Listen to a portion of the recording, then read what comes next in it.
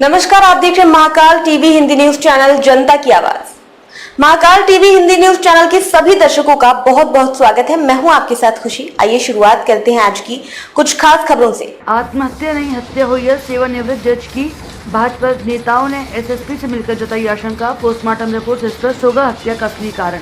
SSP ने भाजपा नेताओं को दिया जांच के बाद कार्रवाई का आश्वासन। मेरठ की जुनैल कोर्ट से सेवानिवृत्त जज रवि मल्होत्रा की मौत के मामले को लेकर कैंट विधायक अमित अग्रवाल, मेयर हरिकांत अहलूवालिया, महानगर अध्यक्ष सूरज जैन, ऋतुराज, एसएसपी विपिन टाडे से मिले। भाजपा नेताओं ने कहा कि मधुबन कॉलोनी में रहने वाले थे जज रवि मल्होत्रा अचानक लापता हो गए, जिसका शव सोमवार दोपहर धौलाना थाना क्षेत्र के गांव देहरा गंगनगर स्थित झाल मटका मिला। शव की हालत सड़ी हुई थी, जिसके शव कुछ घाव के निशान नजर आ रहे थे। हाथ में रस्सी भी बंधी थी, जिसे देखकर कहा जा सकता है कि जज की हत्या की गई है। भाजपा नेताओं की बात सुनने के बाद एसएसपी विपिन टाडा ने इस मामले की उचित जांच करवाने की बात कही। दरअसल 27 जून को जज रवि मल्होत्रा घर से निकले थे, लेकिन वापस नहीं लौटे। उनकी कार मेरठ में गंग नहर के किनारे खड़ी मिली, जिसमें चाबी के अलावा रवि मल्होत्रा का मोबाइल, पर्स आदि मौजूद था। माना जा रहा था कि रिटायर्ड जज ने आत्महत्या की। शव का पोस्टमार्टम कराया जा रहा है, जिसके बाद ही मृत्यु का वास्तविक कारण पता चल सकेगा। देखिए, मेरठ कॉलेज के हमारे सम्मानित सदस्य और पूर्व में न्यायाधीश हमारे रवि मल्होत्रा एडवोकेट, जिनका 27 तारीख को गुम शुदा की रिपोर्ट थाना जानी में लिखाई गई थी, उसके बाद में उनकी परसों डेड बॉडी हापुड़ क्षेत्र में झील में मिली है, नहर के अंदर मिली है। तो वहां पर अब उसके अंदर जो सबसे बड़ी प्रश्न चिन्ह खड़ा होता है कि उनकी जो डेड बॉडी मिली है, उनके बाएं हाथ पर एक रस्सी थी, कई 4-5 फुट लंबी और प्लास्टिक की, और उसके अंदर गांठ लगी हुई थी, बहुत तगड़े तरीके से लगी हुई थी। इसके अतिरिक्त उनके सिर पर भी चोट थी। तो ये जो दोनों चीजें हैं कि भाई कोई सुसाइड या मर्डर, तो सुसाइड कोई करेगा तो अपने हाथ में रस्सी क्यों बांधेगा?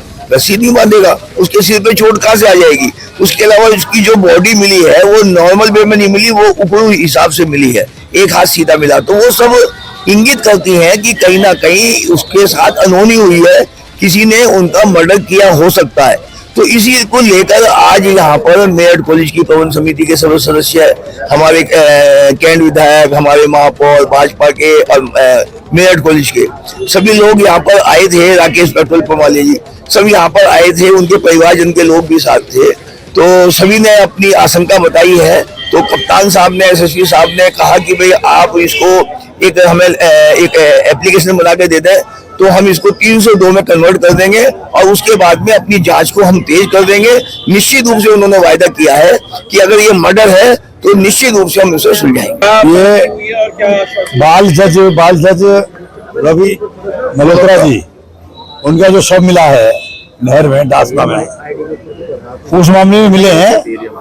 ये आशंका ये है हम लोगों को कि उनकी हत्या की गई। जो बॉडी मिली है उसमें सिर में चोट है, खून के धब्बे हैं बॉडी पर, और हाथ में रस्सी भी बंधी है। तो कोई व्यक्ति अगर आत्महत्या करेगा तो रस्सी तो नहीं बांधेगा अपने आप। तो वो सब इस बात इंगित कर रही है शोर कि हत्या की गई है।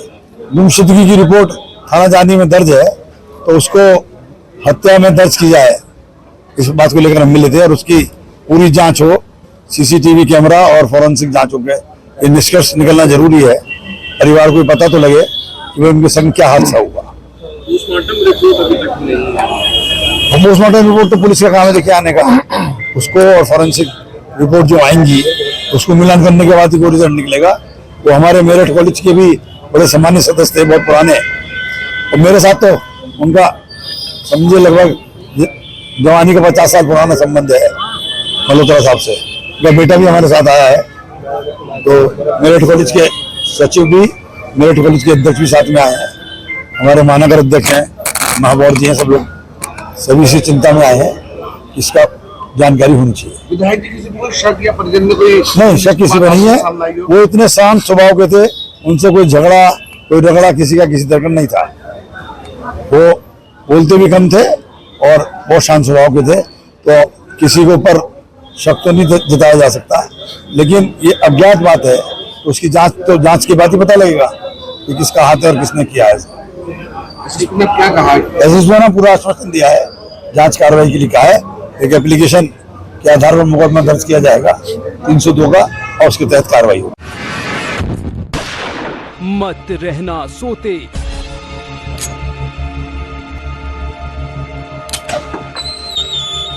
ताले चोरों के लिए नहीं होते, दबे पांव आती है अनहोनी, आहट पर हो कान, आंखें रहें चौकन्नी,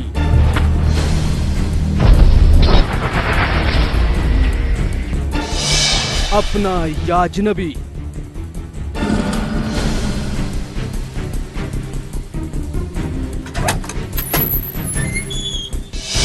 गुनहगार हो सकता है कोई भी, करो मुकाबला क्राइम का,